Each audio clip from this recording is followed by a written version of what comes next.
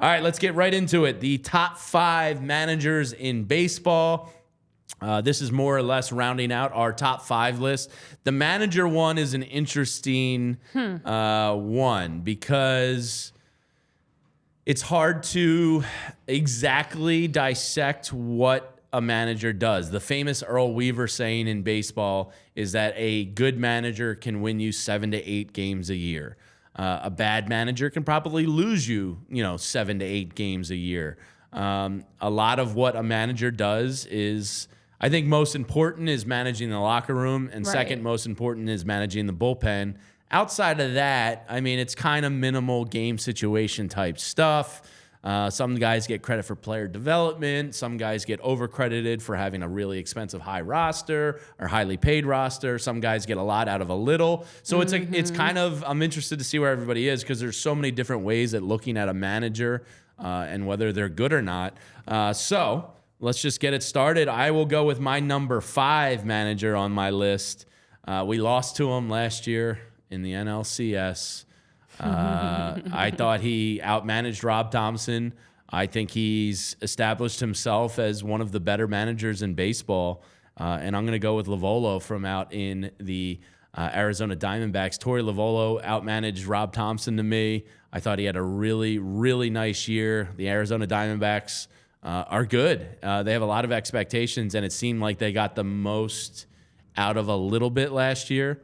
They got some young players emerging. I think a manager helps get credit for fostering young players like Moreno and Corbin Carroll. So I think Lovullo did a really nice job and is going to stay as one of the top managers in baseball. And by the way, real quick, I'm an idiot. I can't spell. I spelled that man's name wrong on every single one of your graphics. Who cares? I feel terrible. We're not serious people. No, but it looks bad on me. It's fine. It's so I'm gonna go spelling, with so I'll give you the Lovullo benefit of the doubt. as number 5. Renee, who you got? So I'm glad you put out a disclaimer there because ranking managers hard. going into 2024 is extremely difficult because, as you mentioned, there's hitting coaches, there's pitching coaches, there's so many other pieces involved. What is the manager's role? So I went based off of guys that have steadily been improving that I feel like going into 2024 are going to need to have a big role in organizing the troops and keeping everybody locked in. So I'm starting things off with Mr. Brian Snitker down in Atlanta. Now, when you look at where the Braves were when he came in and when he took over back in 2016 after Freddie Gonzalez, and as someone that worked his way through the franchise in many different roles. He's played with the Braves, and he worked in his, through the coaching staff, was an interim manager. And since taking over in 2016, when the team was having, losing records, his first couple seasons were not great, but Brian Snitker did help the Braves be able to win a World Series back in 2021, also be a team that's top of the league in various categories, winning the NL East, 6 playoff berths. He's been manager of the year once. And also, they've been the top dog across Major League Baseball. Now, I think it's important because the Braves have not been able to get past the hurdle that is the Philadelphia Phillies, that if Brian Snitker is going to be the top manager, he's got to find a way to make this group get further into the playoffs. And I think it's a big year for him. It's a test year for them because they have on paper one of the best squads. And when you look at what they've done in the last 5 seasons and his overall record through that, this team has something very special. So for Brian Snitker, starting things off at my number 5. Yeah, so I grade managers on a bell curve. So eventually you get to a point where your team is so good that you're just expected to win. And if you're not winning at a high enough level, you're going to almost get a knock, despite the fact that maybe you do win 95 or 97 regular season games, and maybe you do get to the CS. But at some point, that bell curve comes back to form. And so for me, picking managers that are top 5 worthy are about expediting your talent for what you have around you, whether it be via payroll or roster construction, whatever the case may be. So I'm going to go with a newcomer to this list, and the newcomer to the MLB last year, his first-time manager, Skip Schumacher. He was heavily considered replacing Dave Roberts. Who I thought did a tremendous job in getting a Marlins team that has a ton of really great pitching, but the roster construction itself was not fantastic. The Marlins were 33-14 in one-run games last season. Led Major League Baseball, was the 4th best one-run record in terms of percentages of all time, despite the fact that they had a minus 57 run differential. The guy did a tremendous job of managing his rotation, did a tremendous job of managing his bullpen. I don't know if the Marlins are going to repeat as a playoff team in 2024, but I think Schumacher did a really nice job he's in a top 2023. three manager in baseball. Yeah, for sure. Skip Schumacher was under heavy consideration for me. Agreed. Number 4, I'm going to go with one that was the one not that I lost sleep over it, but you know the saying, I lost sleep over it. Dave Roberts. I have him number 4. Now, the knock against him is me, you, and Tyler could go out there and manage the Los Angeles Dodgers. Their payroll is $1 billion. You should be good. I think they've been decimated by injuries a little bit lately. I think Dave Roberts is a fine manager. I think his biggest challenge out there is, especially now with Yamamoto and Ohtani and the international contingency that's going to be thrust upon them, is just, managing that clubhouse. You have the best player in baseball in Mookie Betts or Ohtani. You have Freddie Freeman, who's like a top 10 guy. There's a lot of ego and personality. And I think, it hasn't translated yet to the World Series success that maybe the payroll says it should. I still think Dave Roberts is a pretty solid manager, so I'm not going to hold his roster against him. And I'll look more to like the father figure, keep everybody at peace and at bay type of manager role for him. So I got him number 4.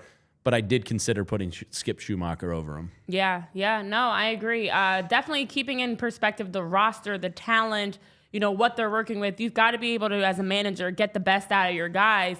And so I'm going to go with a guy that did just that, to be able to lift the Philadelphia Phillies past Brian Snitker and the Braves, and going with Rob Thomson. Rob, number 4 for me. Listen, coming into his first year to be able to lead the Phillies to the World Series, a team that prior had been under 500, obviously ended the playoff drought. We know exactly, after following this team so closely, all that Rob had his hands in. And there have been so many opportunities that Rob was managing the team so well.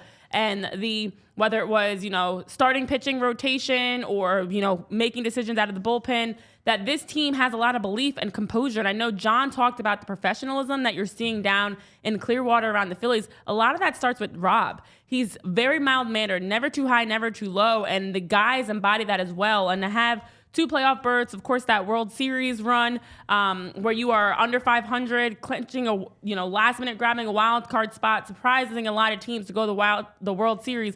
That belief starts at the top with Rob, and I'm hoping that this year, and it should be this year, that Rob takes a major stride in how he's organizing and leading this team as a manager, because Rob Thomson definitely has helped in his first 2 seasons, one where he wasn't even fully the manager the entire year, to be able to allow the Phillies to have that belief, that composure, that underdog mentality still, but also going out and grinding and earning, the ability to be a top team in the league. So Rob Thomson, going with topper number 4. All I see is chicken cutlets now mentioned by Mickey in the chat. Tyler, who you got number 4? Yeah, so this spot, by the way, the guy that I was really deliberating between 2 guys. I ended up going with the guy that made the World Series this year, Torey Lovullo, at number 4. Spelled correctly on this one. So spelled it correctly on yours. Did it on mine. You just sandbagged me. I get it. Okay. The guy that I struggled to keep off this list was Rocco Baldelli from the Minnesota Twins. Yeah. Even though you know how high of I think of the Detroit Tigers this year, I still think the Twins win that division in the Central. Lovullo did a really nice job of managing the 21st highest payroll to a World Series berth. They only won 84 regular season games, but sometimes you make your mark when it matters most. And like you said, Jamie, I think you're right. He outmanaged Rob Thomson. He outmanaged Dave Roberts, and obviously they wiped the Dodgers pretty convincingly in the DS, but he outmanaged Rob Thomson, and then he ran into a buzzsaw that was the Texas Rangers. Yeah. I'm not sure anybody in baseball was beating the Rangers in the World Series this past year. Lovullo did a really, really nice job with this team, and I think that they got better this offseason by adding Eduardo Rodriguez, adding Jock Peterson. This team is brought Gurriel back. I think this team is still going to be good. I'm going to go Lovullo at 4. Yeah, he's one of those things. It's how you view these. He probably got more out of what he should. And I think this next guy, for me, number 3, Kevin Cash, when your highest paid player is Zach Eflin, the highest free agent signing in franchise history, and year in and year out with their player development and scouting, to be as competitive a franchise as the Tampa Rays are is amazing. And, you see these guys all over the Rays roster. They lose a Wander Franco, who's one of the top prospects in baseball, and the team barely skips a beat. They develop guys all over the field. Kevin Cash is a great manager, plain and simple. I think he's a top 3 guy in baseball. I even considered putting him number 1. That's how highly I think of Kevin Cash. So number 3 is certainly no slight to him. I think he's done a tremendous job with the Rays. He's my number 3. Yeah, and it's interesting because I feel like for my list, I was going with a lot of, for 4 and 5 for Rob, especially, falling short, looking at Rob and Brian's ability to have top teams that fell short. And this team definitely did that, but I feel like he's going to this has to be a top 5 year for him. Otherwise, he's not going to keep his job. And so that's why number 3 for me, with one of the biggest off seasons after having a very disappointing year last year, Aaron Boone. Listen, the Yankees didn't even make the playoffs last year, a team that was one of the most disappointing Yankees teams that you can think of in recent years. And Boone's job was honestly very much up in the air. And I completely agreed with it. I understood why many people called for him to be let go. But to see the moves they've made this offseason, Juan Soto alone, having a healthy Aaron Judge, the New York Yankees have to be a top team. So I put Aaron Boone number 3 because this is, in my opinion, a year where we need to see Boone coach at a higher level. In his time there, the 5 playoff berths, they haven't won, a pennant. He hasn't won Manager of the Year. They haven't done honestly well. And it's disappointing for the Yankees franchise. But Aaron Boone has to be that guy this year. It's his time to manage. You've got the talent now. You've got the team is all set up there. You obviously have Garrett Cole already back. You have all the pieces. It's time to go out and see what you can do with it. And in 2024, you should see a top manager in Aaron Boone. If not, he's out of there. So he's my number 3 for a different reason. Hot seat. He needs to be, he's absolutely in the hot seat. He needs to be a top 5 manager this season. If this team does not reach expectations of at least, a playoff, getting to the playoffs, being in division title contentions, he's not going to have his job. So, it's Aaron Boone for me because the pressure is on for you, Aaron Boone, at number 3. Who you got, Tyler? Imagine adding $30 million in salary and you going up to the 23rd ranked team in baseball in terms of pay. That's what the Baltimore Orioles are looking at. They're up to $83 million. I'm going Brandon Hyde. This guy, in the course of the last 2 seasons, now granted the talent has been significant. He won Manager of the Year last year, right? Yeah. Did he? He did win Manager of the Year. Yes, he did. But obviously the talent has gotten significant over the last couple of seasons. But from 2021, they won 52 games last year. I thought 2022 might have been one of his better managing times as well because they weren't quite good just yet. And he got that team to 83 and 79 despite the fact that there was very little talent still on that roster, even with Rutschman coming up. That last year they won 101 games despite the fact that they didn't have a really good starting pitching staff. They add Corbin Burns, Kyle Bradish when he gets back to fully being healthy, which I'm hoping is by like April-ish, maybe, late April. You're going to have those 2 guys. John Means gets healthy again. It's a much better pitching staff. I think Brandon Hyde has done a really nice job with this Orioles team. I expect him to be in contention again. I'm going to go Brandon Hyde number 3. Yeah, they got a lot better getting Corbin Burns and adding Jackson Holiday and some of these other kids. My number 2, I'm going to go with a guy and organization I hate, unfortunately. But Brian Snitker has won the NL East every year he's been the manager. And again, this is another manager that you look at and you go, well, yeah, we could all manage that team. Yeah. I know, but it's easier said than done. And to have a historic greatest offense perhaps ever, yeah, sure, the players get a ton of credit for that. But again, you have to manage that. You have to manage the egos. There's a lot of Latin-speaking players there, so there's a big melding pot. And Brian Snitker has been awesome with the Braves. Player development, he gets a hand in the credit there in establishing the culture and the development. And the Braves are just a freaking awesomely run team. It's really annoying, and I'm not going to hold it against Snitker. I think he's one of the best managers in baseball. Yeah. For me next, and actually, Tyler, you were just hitting on how much he helped turn the Baltimore Orioles around. It's Brandon Hyde, who's at my number 2 spot, and honestly could be number 1 with just how much he's helped take this group to the next level. Look, when he took over in 2019, the Orioles at that time were in the midst of a rebuild. It was messy. It was chaotic. His first 2 seasons there, full 2 seasons there were also worse. Bottom team across the league, losing 108 games in 2019, 110 in 2021. And for the Orioles to have quickly turned things around, Adley Rutschman was a big part of that. They obviously have brought in Corbin Burns this past offseason. They've been adding pieces. They've been rebuilding, and are a top team across Major League Baseball. Brandon Hyde has been able to manage his group so well to have that quick turnaround. Sometimes it takes teams years to be able to do that. And they were able to go from 2021, as I mentioned, with 110 losses, to then 2022, where they are a team that you have to keep an eye on. So, to be around 500 in 2022, or over 500 in 2022, I should say, he has continued to take strides with this organization. And I think as a club, the Orioles' strides are because of Brandon Hyde and his ability to develop the young talent, as we were talking about, and have this team believing and being able to play at a high level. Who you got, Tyler? Not a huge fan of retreads or baseball lifers, adding them to become a manager for a team that is looking to potentially, compete. But just in general, not a fan of the baseball lifer per se. I think that sometimes there's merit in bringing in a fresh face and a fresh voice. But hard to argue with 5 World Series appearances and 4 World Series